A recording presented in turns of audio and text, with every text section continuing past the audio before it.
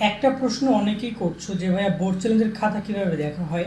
আজকে আমরা বোর্ড চ্যালেঞ্জের খাতা দেখা নিয়ে কয়েকটা প্রশ্ন নিয়ে কথা বলবো, যে ফেল করলে খাতা কিভাবে দেখা হয়, যারা নম্বর বৃদ্ধির জন্য মানে বোর্ড চ্যালেঞ্জ করছো, অর্থাৎ দেখা যায় তুমি হয়তো বা পেয়েছো, এখানে যদি আমরা একটা রেজাল্ট দেখিয়ে তোমাদেরকে দেখাই, তুমি হয়তো বা পেয়েছো ডি, কিন্তু এখন তুমি নম্বর বৃদ্ধি করতে চাও, বা তুমি পেয়েছো এ গ্রেড চাচ্ছ, এক্ষেত্রে তোমাদের খাতাগুলো কিভাবে দেখা হবে, সৃজনশীল অংশ কিভাবে দেখে, নৈবেদিক অংশ কিভাবে দেখে, অতিরিক্ত কী সুবিধা প্রদান করা হয়, ওভারঅল এই বিষয়গুলো নিয়ে একটু আলোচনা করব। কারণ অনেক শিক্ষার্থী বোর্ড চ্যালেঞ্জের ব্যাপারে নিয়ে ভুল ধারণার মধ্যে রয়েছে, বাট তোমাদের ধারণাটা সঠিক হওয়া উচিত, তারপর তুমি আবেদন করবা কি করবে না সেটা তোমার উপর ডিপেন্ড করে। সেখানে বোর্ড চ্যালেঞ্জের খাতা কীভাবে দেখা হয়, এই প্রশ্নের প্রথমে যে আনসার সেটা হচ্ছে খাতা ফেল করলে কীভাবে খাতা দেখে। দেখো, ফেল করলে খাতা দেখে কি, ফেল করলে কয়েকটা কারণ থাকে। যেমন আমরা যদি বোর্ড চ্যালেঞ্জের রেজাল্টগুলো অ্যানালাইসিস করি, এটা গত বছরের রেজাল্ট, এটা কিন্তু এই বছরের না, কারণ তোমরা তো এখন বোর্ড চেঞ্জ করো না। তো গত বছর দেখতে পাচ্ছ এখানে একজন স্টুডেন্ট ফেল করা থেকে এ প্লাস এসেছে, এখানে একজন দেখতে পাচ্ছ ফেল করা থেকে এ প্লাস এসেছে, এখানে একজন ফেল করা থেকে ডি এসেছে, এখানে একজন দেখতে পাচ্ছ এফ এবং ডি, মানে এটা কিন্তু প্রিভিয়াস লেটার তার গ্রেড, এবং এটা কারেন্ট লেটার অর্থাৎ বর্তমান জিপিএ রেজাল্ট প্রকাশের পরে।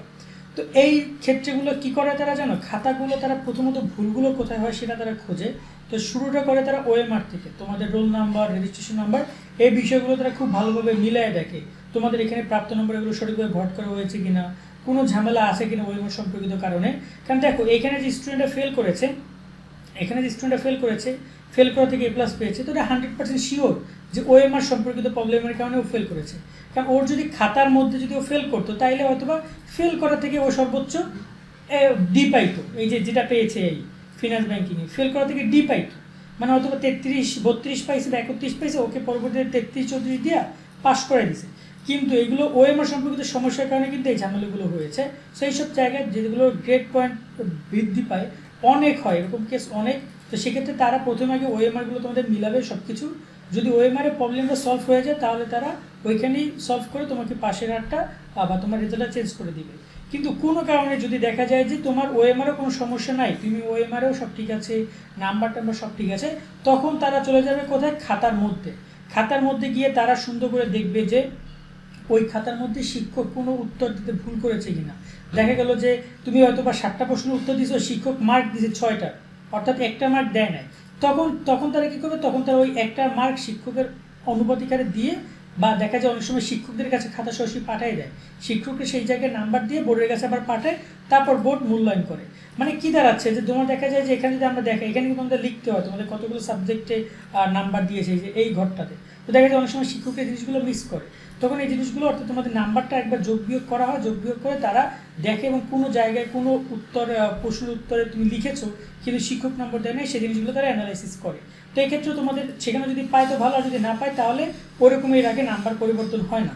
অনেকেই বলে যে ভাইয়া যে আমাদের খাতা নাকি বোর্ডের থেকে একদম, মানে যদি কোনো জায়গায় নাম্বার আমি কম পাই, 1 বা 2 কম পাচ্ছি, কম কারণে ফেল করছি, সেক্ষেত্রে বোর্ডে কর্মকর্তারা চাইলে তো এক জায়গায় দেখা গেলো যে এই যে 7-8 দিছে, এখানে কাইটা আমাকে 10 দিয়ে দিল, তাহলে তো আমি পাস করে গেলাম, বা এখানে 4 দিছে আমার এখানে কাইটা 5 দিয়ে দিল, তাহলে তো আমি পাস করে গেলাম। এরকমটা করে কিনা এই আনসারটা আমি দিচ্ছি, বাট নর্মালি এরপরে তোমার ফেল।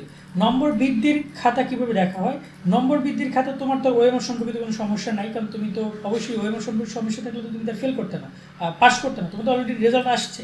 কিন্তু তুমি দেখা যায় যে এখানে সি থেকে বি তুমি চাচ্ছ যে এ গ্রেড থেকে এ প্লাস, ঠিক আছে, কারণ তোমার জিপিএ 5টা লাগবে। এখানে দেখতে পাচ্ছি এখানে একটা স্টুডেন্ট কিন্তু সে এ গ্রেড থেকে এ প্লাস নিছে, আবার অনেক স্টুডেন্ট আছে যারা কিনা অল্পের জন্য এ গ্রেড পাচ্ছিল, এ প্লাস পায় নাই। যেমন একটা স্টুডেন্ট সে এ গ্রেড থেকে এ প্লাস পেয়েছে, তার আগে ছিল 4.89, তারপরে কিন্তু জিপিএ 5 চলে আসছে। তো এরকমের রেজাল্টের ক্ষেত্রে কী করে তারা, এক্ষেত্রে তারা ওই সেম যে তোমার খাতার মধ্যে তারা যাবে, খাতার মধ্যে সবগুলো বিষয় মিলাই দেখবে কোনো জায়গায় কোনো অ্যান্সার দেওয়া বাকি আছে কিনা, নাম্বার দেওয়া, সেগুলো নাম্বার যদি দেওয়া বাকি থাকে তাহলে নাম্বার দিবে তারা, আর যদি বাকি এবার যোগগুলো যোগ করবে তারা, কোনো নাম্বার সব পুরোটা যোগ করবে, যোগ করে এখানে তারা আবার দেখবে এইগুলো সব ঠিক আছে কিনা, এখানে ভটগুলো ঠিক আছে কিনা, তারা যোগ করে পাইছে হয়তো বা দেখা যায় যে 80, কিন্তু তোমার এখানে দিয়েছে 78, তখন তারা এখানে সেটা সলভ করে তোমাকে 80 দিয়ে তোমাকে এ প্লাস দিয়ে দিবে। ঠিক এরকমভাবে তারা মূল্যায়ন করবে, কিন্তু তারা হাতের খাতা নিজে লিখবে না। সৃজনশীল অংশ কীভাবে দেখবে, সৃজনশীল অংশটা নিয়ে আমি এতক্ষণ বললাম যে স্পেসিফিকভাবে সৃজনশীল অংশটিকে এরকমভাবেই দেখা হয়, তোমাদের খাতাগুলো তারা উল্টায় পাল্টায় দেখবে, নাম্বার যোগ করা আছে কিনা, কোনো যোগে কোনো ভুল আছে কিনা, কোনো অংশভাবে পৃথকভাবে বাদ দিয়েছে কিনা, এবং এখানে কিন্তু শিক্ষকদের কাছে এমনকি খাতা পাঠিয়ে দেয়, যদি একই পরীক্ষকের অনেকগুলো খাতা প্রবলেম হয় তাহলে তখন পাঠিয়ে দেয়। তবে এখানে কোনোভাবেই শিক্ষকদের সৃজনশীল খাতা, শিক্ষকরা মূল্যায়ন করেছে না, শিক্ষকদের মূল্যায়নকৃত খাতায় বোর্ড হাত দিতে পারবে না। আমার কথা বুঝছো, ধরো না শিক্ষক এই খাতাটা মূল্যায়ন করেছে, সে এই খাতায় 70-70 দিছে, এবং কোনো কারণে যদি শিক্ষক ধরো 80-র মধ্যে 70 দিছে, কোনো কারণে শিক্ষক একটা প্রশ্নের অ্যান্সার দেয় নাই, অ্যান্সারের ও মার্ক দিতে ভুলে গেছে, তখন কিন্তু দেখা যায় যে হয় বোর্ড কর্মকর্তা শিক্ষকের সাথে কথা বলে তারা এখানে নাম্বার বাড়িয়ে দিবে, আর নয়তো তারা ওই খাতা আবার শিক্ষককে পাঠিয়ে দিবে, ওই খাতা আবার শিক্ষককে পাঠিয়ে দিবে, পরে শিক্ষকরা সেই খাতাগুলো আবার মূল্যায়ন করে আবার বোর্ডকে পাঠাবে, তারপর তোমাদের বোর্ড চ্যালেঞ্জের রেজাল্ট দেয়। কথা বুঝছো? সেই জায়গায় আগে শিক্ষকদের পরামর্শ বা শিক্ষকদের কাছে তারা খাতা পাঠায় দেয়, এই বিষয়গুলো এভাবে রয়েছে। মূলত শিক্ষা বোর্ড কখনোই পরীক্ষার খাতায় তারা নিজেরা দেয় না, কারণ এটা মূলত কাজ শিক্ষকদের। এটা কারণ শিক্ষকরা মূল্যায়ন করার বিষয়টা জানে, একটা খাতা সে মূল্যায়ন করেছে, তো দুইজনে একটা খাতা মূল্যায়ন করার নিয়ম নাই। আর নৈবিত্তিক অংশ কীভাবে দেখে এই ব্যাপারটা আমি তোমাদের একটু বলে দিই। নৈবিত্তিক অংশ এক্স্যাক্টলি তোমাদের নৈবিত্তিকে কোনো বাড়তি সুযোগ সুবিধা প্রদান করবে না। তুমি যদি বোর্ড চ্যালেঞ্জ আবেদন করো, তখন যখন তুমি আবেদন করবা বোর্ড চ্যালেঞ্জ করবা, তখন ওটা সিকিউ এমসিকিউ দুই অংশই চলে যাবে, এবং এমসিকিউর ওএমআর ফর্মটা জাস্ট দেখা হয়, ওএমআরটা দেখা হয় যে তোমাদের এই যে এই ওএমআর এর মতো যে তোমার রোল নম্বর, রেজিস্ট্রেশন নম্বর এগুলো সব ঠিক আছে কিনা, সেট কোড ঠিক আছে কিনা, এই বিষয়গুলো তারা খুব সুন্দরভাবে দেখবে। বিশেষ করে প্রবলেমটা হয় সেট কোড সমস্যা থাকলে সেগুলো তারা সলভ করবে, বা দেখবে যে অতিরিক্ত কোন সেটের লাগে মিলাইলে বেশি তুমি মার্ক পাও।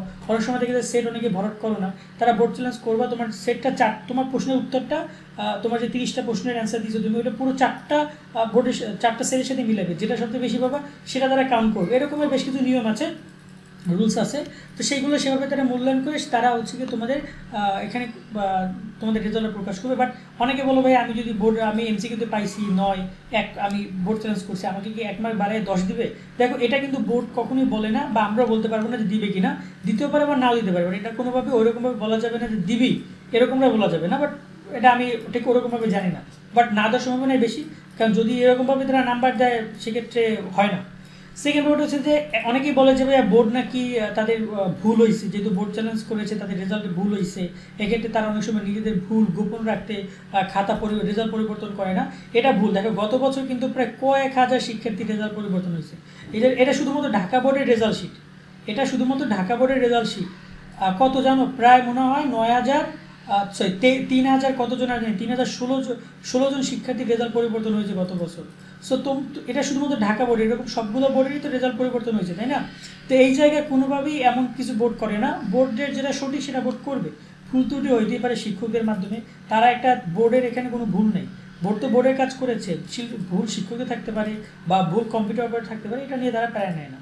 আবার অতিরিক্ত কোনো সুবিধা প্রদান করা হবে কিনা এটা সিম্পল বিষয় না, অতিরিক্ত কোনো সুবিধা না। তুমি বোর্ড চ্যালেঞ্জ করবা, তোমাকে 10 জনের কাছে যেভাবে দেখবে তোমাকে সেভাবে দেখবে। তবে তোমার যদি স্পেশাল কোনো কিছু লাগে তুমি সেক্ষেত্রে চাইলে বোর্ডে গিয়ে সরাসরি কথা বলতে পারো, ম্যানুয়াল অ্যাপ্লাই করে।